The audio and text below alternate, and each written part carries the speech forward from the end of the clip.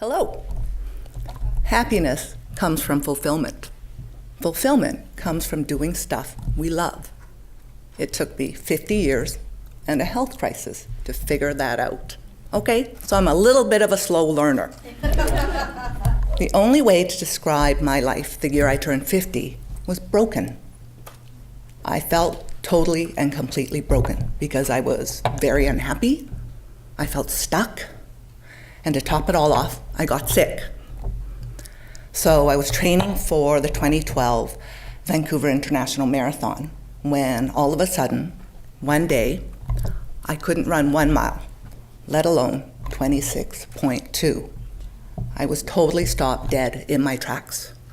I went to the doctor and had so many medical tests that I can't even tell you. I was poked and prodded to the nth degree.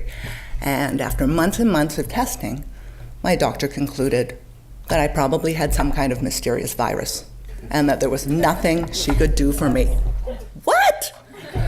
So after feeling like the Walking Dead for the better part of 2012, in September, I decided to quit my job to regain my health. So there I was, 50 and unemployed. Nothing like feeling like the mayor of Loserville when you are 50 and unemployed, I'll tell you that. That's that place where you spend all day in your pajamas, eating chips and watching the Food Network. And I'll tell you, I campaigned hard to be mayor of Loserville. I ate chips and watched the Food Network with a vengeance. So much so that I got addicted to Top Chef. I love that show, and I still do. But funny thing is, it was Top Chef that got me out of my pajamas and off the couch. Watching all of these chefs pursue their passions on national TV and not be afraid to fail, and watching them dedicate all of themselves to what they were doing made me want that too. And what I learned from my addiction to Top Chef was that I wanted to do work that I loved, and I wanted to do work that went to the essence of who I am and what I believe in.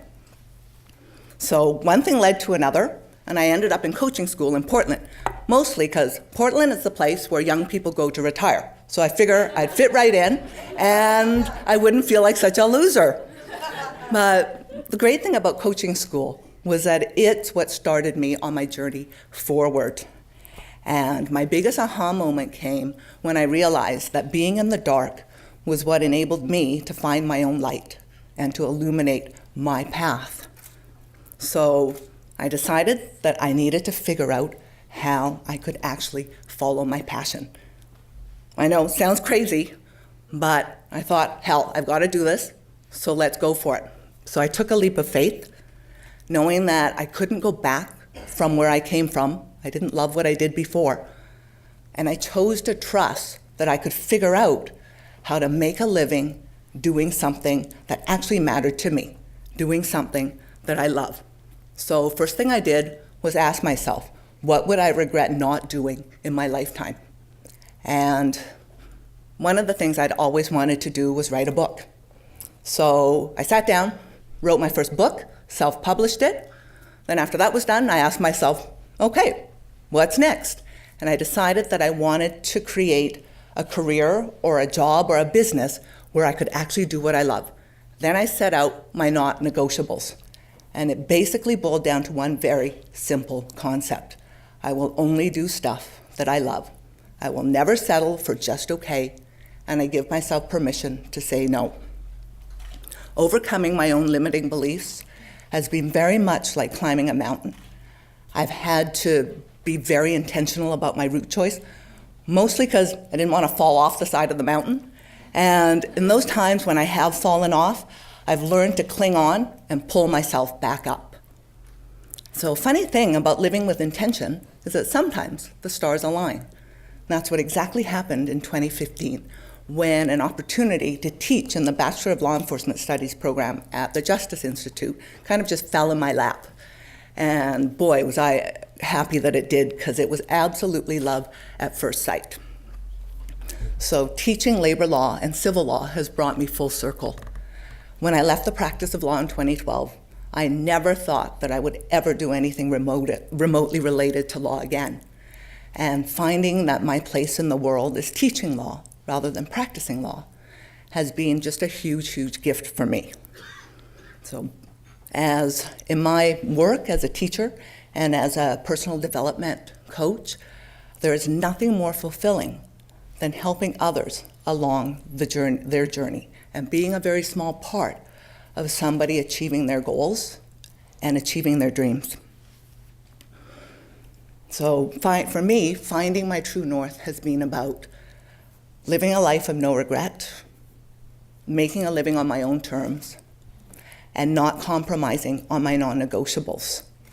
It's about living my dream and sharing my passion. If I hadn't dared to paddle away from the shore, I would not have been able to change my life. And what I've learned is that happiness is not about settling for that safe and happy and easy place.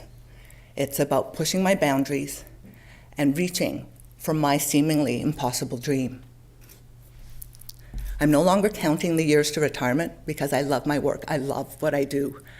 And I feel that helping others to achieve their goals and achieve their dreams is going to be my never-ending journey. I'm waiting for the last slide. Okay, I haven't timed this as well as I thought I had. So, this is the tattoo that's on my right calf. The runner girl is my alter ego. And the line from the Robert Frost poem pretty much sums up who I am. I've got miles to go before I sleep. Thank you.